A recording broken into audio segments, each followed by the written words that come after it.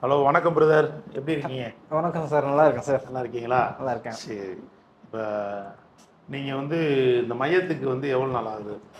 இப்போ 45 நாட்கள் பக்கத்தில் ஆயிடுச்சு சார். 45 நாள் பக்கம் ஆயிடுச்சு. ஆமாம். சரி சரி சரி. எப்படி இருக்கீங்க? இனிஷியல் ஸ்டேஜில் அஸ்யூஷுவலாக யார் கொண்டு வந்து விட்டாங்களோ அவங்க மேலே அந்த கோபம், அந்த வெறுப்பு எல்லாமே இருக்க தான் செஞ்சது. ஆனால் என் வகையில் பார்த்தீங்கன்னா அம்மாங்கிறவங்க என்னோட சப்போர்ட்டில் வாழ்கிறவங்க.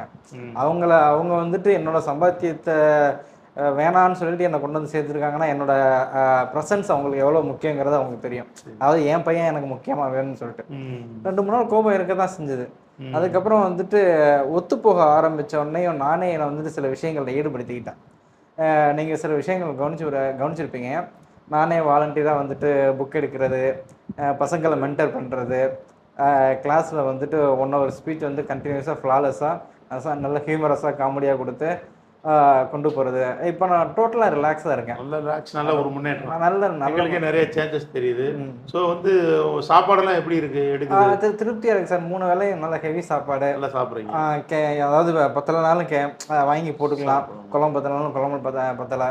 அதனால அந்த சாப்பாட்டுலாம் கிட்டத்தட்ட இது வரைக்கும் போயிடுது. சாப்பாடு இது வரைக்கும் நெஞ்சு வரைக்கும் போயிடுது. நீங்க இது குடிக்கிற போது இந்த அளவுக்கு சாப்பிட்டீங்களா? சாப்பிட முடிஞ்சதா? இல்லை சார். அது நிறைய பேர்ட்ட ஒரு பெரிய கொஸ்டினா இருந்தது. வீட்டில் அதை நான் சொல்லிடுறேன் சார் தெளிவாக. வீட்டில் பார்த்தீங்கன்னா நம்ம ஆசைப்பட்டு காலையில் மீனோ நண்டோ மட்டனோ சிக்கனோ ஏதோ ஒரு நான்வெஜ் பிடிச்சது வாங்கி ஒரு 2 கிலோ 3 கிலோ வாங்கி கொடுத்து எல்லாம் ரெடியாக இருக்கும். அப்படி போகலான்னு சொல்லிட்டு போயிட்டு ஒரு எண்ணம் தான் வருமே தவிர, போயிட்டு வந்தோடனே ஸ்மெல் மூக்க தொலைக்கும். எடுத்து வாயில் வைக்கலான்னு தோணும், வைக்க தோணாது. அப்போ லைட்டாக அந்த போதை இறங்கியிருக்கும். அது ஃபர்ஸ்ட் டைம் போன போதை. திருப்பி போயிட்டு ஹெவியாக ஒரு ஓட்டலாமே நான்வெஜ் அப்படின்னு சொல்லிட்டு ஒரு ஆசை வரும். 2வது முறை போனோன்னையும் ஆசைலாம் இருக்காது, ஃப்ளாட் ஆகி படுத்துருவீங்க. அந்த மதியம் செஞ்ச நமக்காக அம்மா வீட்டில் குடும்பத்தில் செஞ்சுருப்பாங்க இல்லையா, அது மிச்சம் நைட்டில் இருக்கும். அதையாவது சாப்பிட்லான்னு சொல்லிட்டு, ஏன்னா ஹேங் ஓவர் ஃபுல்லாக முடிஞ்சிடும். நார்மலில் இருப்போம் மீன்ஸ் நம்ம மைண்டு நம்ம கண்ட்ரோலில் இருக்கும். சரி காலையில் 2 முறை குடிச்சிட்டோம் போவேணாம்லாம் தோணும். ஆனால் சாப்பிடணுன்ற எண்ணம் வராது. என்ன வராதுன்னா, நான் கேள்விப்பட்ட வரைக்கும் என்ன வராது. நான் கேள்விப்பட்ட வரைக்கும் இது எந்த அளவுக்கு உண்மைன்னு தெரியல.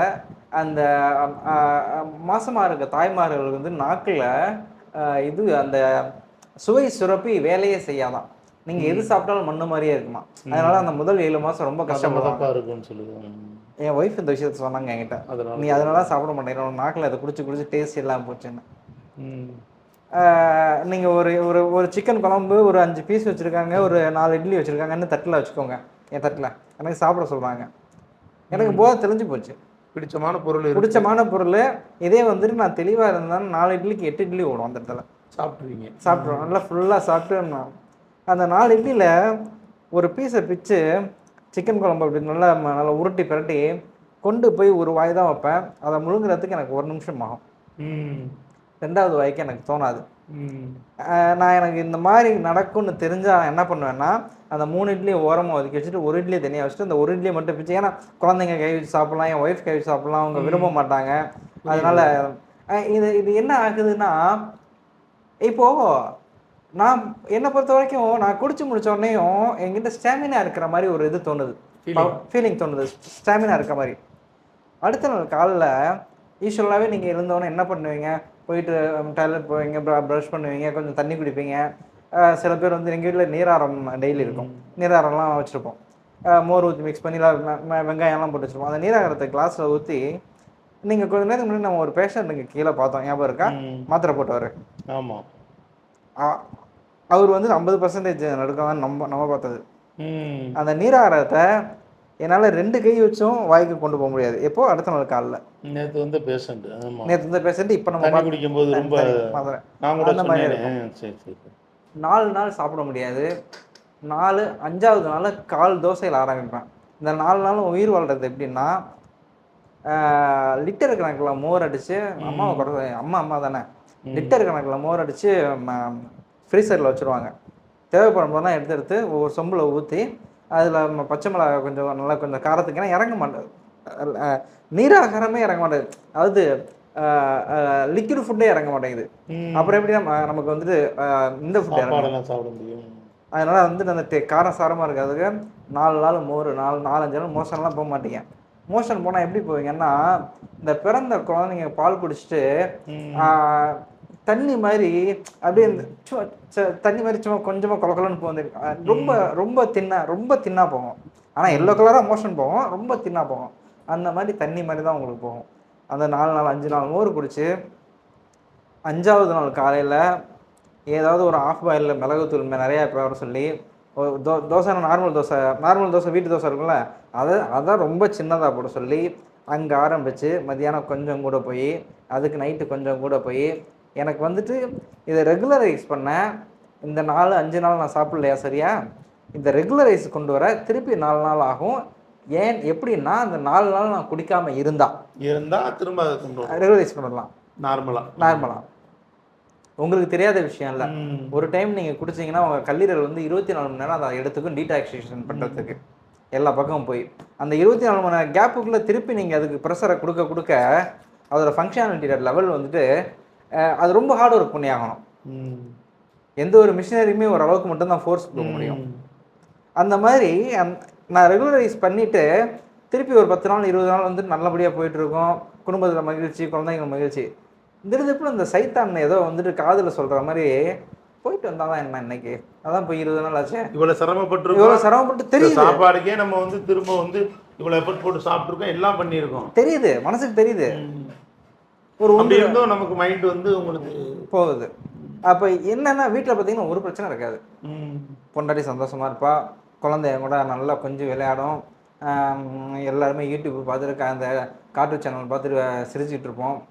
வீட்டில் கேமிங்லாம் வச்சுருக்கேன், கேமிங்லாம் விளாடுவோம். என் குழந்தைகிட்ட ஒரு இருக்கும், என்கிட்ட ஒன்று விளாண்டு நீ அடி அப்படின்னு சொல்லிட்டு விளாண்டுட்டு இருப்போம்.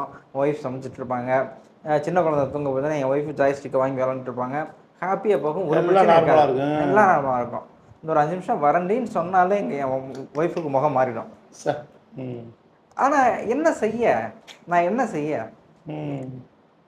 ஆனால் மைண்ட் அப்படி போகுது. இங்கே வந்ததுக்கப்புறம் ஒரு சில விஷயங்கள், அந்த இது வந்துட்டு ஃப்ராங்காக சொல்கிறேன், இது என்னோடய 2வது சென்டர். ஃபஸ்ட்டு சென்டரில் வந்துட்டு நீங்கள் கூட அம்மா கிட்ட சொன்னீங்களா, ஸ்ட்ரிக்டாக லேப்டாப்பும் மொபைலும் கிடையாதுன்னு சொல்லிட்டு. அதை நான் வந்துட்டு ப்ளஸ்டாகவும் ஃபீல் பண்ணுறேன், ஒரு பக்கம் பேடாகவும் ஃபீல் பண்ணுறேன். ஏன்னா ஒரு ஆஃபர் நான் உங்கள்கிட்ட சொல்லியிருந்தேன், 30 lakhs பேசியிருந்தேன்னு சொல்லிட்டு. அது ரிசல்ட் என்னன்னு தெரில. எனிவேஸ் எனக்கு இதுதான் நடக்கணும், அப்படி தான் நடக்கும், விதியை மாற்ற முடியாது. அந்த சென்டரில் பார்த்தீங்கன்னா எனக்கு இந்த மாதிரி ரூம் கொடுத்துருவாங்க, மானிட்டர் வாட்ச் பண்ணணும், அதுக்கப்புறம் டைமுக்கு டேப்லெட் கொண்டு போகணும், கீழே அவங்க மாதிரி சார் வருவாங்க, அவங்க டிஸ்ட்ரிபியூட் பண்ணுவாங்க. அதுக்கப்புறம் அவங்க மற்ற வேலைகளை பார்க்க நிறைய சேவைகள் செஞ்சிட்ருக்காங்க சார், வெளில போயிடுவாங்க. மீதி டைமில் நான் தான் இருக்கணும். ஒரு 3 மணிக்கு மேலே என்ன ஃப்ரீ பண்ணிவிட்டுருவார், 3 to நைட்டு 2 வரைக்கும் வேலை பார்ப்பேன். அப்படிங்கும்போது அந்த ஏஏ புக்கை தொடுறதுக்கு உண்டான சூழ்நிலைகளோ சந்தர்ப்பங்களோ அதோட அத்தியாவசியம் என்ன, திருக்குறள் கீழ்காலம் புக்குன்னு, அதாவது திருக்குறள் வந்துட்டு வாழ்வியலை கொண்டு வந்து மக்களுக்கு சேர்த்துது. இந்த ஏஏங்கிறது குடி நோயாளிகள் இப்படித்தான் வாழணும்னு கொண்டு வந்து பிளஸ் பண்ண ஒரு புக்கு. அது அமெரிக்காக்காரனா எழுதுனதாக இருக்கட்டும், எந்த மதத்தை சார்ந்தவங்க எழுதுனா, சர்ச்சில் எழுதுனதாக இருக்கட்டும், யாராக இருக்கட்டும், ஒரு விஷயத்த சொல்லியிருக்காங்க. சும்மா சார் நீங்கள் ஒரு விஷயத்த சொல்லியிருக்காங்க. அதான் அவன் வந்துட்டு ஆரம்பிச்சது வேணால் ஏதோ ஒரு கிறிஸ்தவராக இருக்கலாம், ஆனால் இதை நீங்கள் வந்துட்டு அப்ளிகபிள் பண்ணி பார்த்தீங்கன்னா அதில் வந்து சுய வரலாறுகள்னு சொல்லிட்டு அத்தியாயம் 2வது அத்தியாயத்தில் ஒரு மரண ஓலம், போராட்டங்கள் ஓய்கின்றனவா அப்படின்னு சொல்லிட்டு இன்னும் 3-4 டாபிக் டக்குன்னு கிளிக் ஆக மாட்டேங்குது. அதெல்லாம் படித்து பார்த்தோன்னையும் நான் வீட்டில் வந்துட்டு அந்த புக்ஸ் ரொம்ப பிடிக்கும், படிக்கிறதுனா ரொம்ப ஆர்வமாக படிப்பேன்.